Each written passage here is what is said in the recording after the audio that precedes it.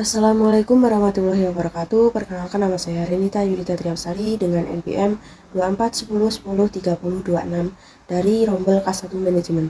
Di sini saya akan menyampaikan mengenai analisis keuangan PT Tekno 9 Indonesia Tbk. PT Tekno 9 Indonesia Tbk merupakan perusahaan yang bergerak di bidang teknologi informasi, perdagangan komputer, dan infrastruktur IT.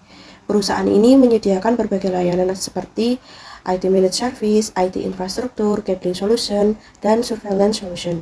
Nah, perusahaan ini resmi tercatat di Bursa Efek Indonesia itu pada tahun 2022 dengan kode saham 9. Berdasarkan struktur kepemilikan saham per 31 Desember 2024, ini tuh menunjukkan bahwa Hedi Kandau itu merupakan pemegang saham pengendali dengan kepemilikan sebesar 51,95%.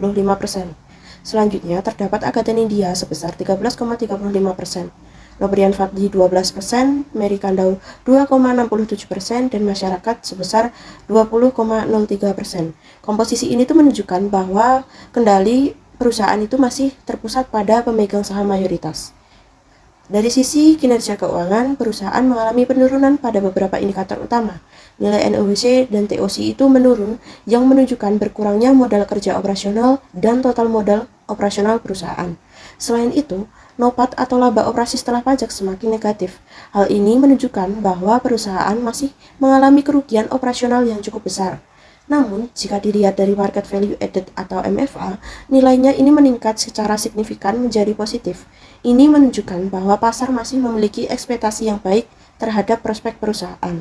Sebaliknya, ekonomi value added atau EVA-nya ini masih bernilai negatif, yang berarti perusahaan belum mampu menciptakan nilai ekonomi yang melebihi biaya modalnya. Pada rasio profitabilitas, seluruh indikator seperti BEP, ROI, ROE, dan OPM mengalami penurunan. Kondisi ini menunjukkan bahwa kemampuan perusahaan dalam menghasilkan laba masih belum optimal.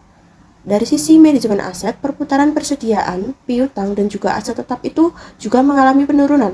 Hal ini menunjukkan bahwa efektivitas pemanfaatan perusahaan masih perlu ditingkatkan.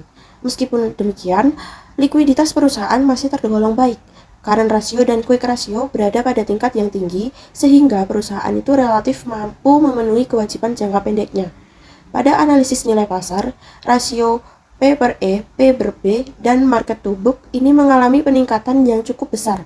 Hal ini menunjukkan adanya kepercayaan investor terhadap prospek pertumbuhan perusahaan di masa mendatang. Selanjutnya adalah analisis risiko dan biaya modal.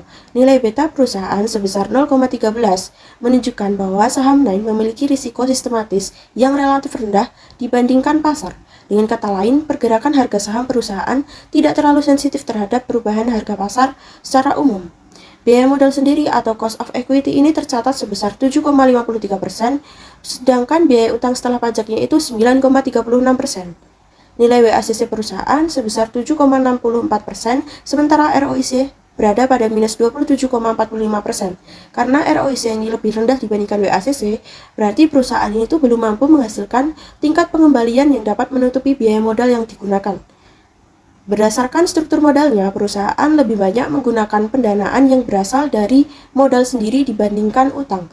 Hal ini itu terlihat dari debt to capital rasionya yang turun dari 1,22% menjadi 0,78%. Nah, kondisi ini tuh menunjukkan bahwa risiko finansial yang relatif rendah dan juga sejalan dengan pecking order teori, yaitu perusahaan lebih mengutamakan sumber dana internal sebelum menggunakan utang. Pada tahun 2023, perusahaan tidak membagikan dividen kepada pemegang saham. Kebijakan ini dilakukan untuk mempertahankan kas perusahaan dan juga mendukung kebutuhan operasional. Dari perspektif signaling story, keputusan tersebut dapat memberikan sinyal bahwa perusahaan masih berfokus pada kinerja dan juga penguatan kondisi keuangan sebelum membagikan laba kepada pemegang saham. Berdasarkan hasil analisis, dapat disimpulkan bahwa PT Tekno 9 Indonesia Tbk ini masih menghadapi tantangan dalam meningkatkan profitabilitas dan juga menciptakan nilai tambah ekonomi. Hal ini itu terlihat dari EVA yang masih negatif serta penurunan beberapa rasio profitabilitas. Namun demikian, perusahaan itu masih memiliki kondisi likuiditas yang baik, risiko sistematis yang rendah, dan juga struktur modal yang sehat. Oleh karena itu, perusahaan disarankan untuk meningkatkan efisiensi operasional, mengoptimalkan pemanfaatan aset, meningkatkan profitabilitas agar ROIC-nya itu dapat melebihi WACC, serta memperkuat komunikasi kepada investor untuk menjaga kepercayaan pasar. Demikian presentasi yang dapat saya sampaikan. Berikut referensi yang saya gunakan. Terima kasih. Wassalamualaikum warahmatullahi wabarakatuh.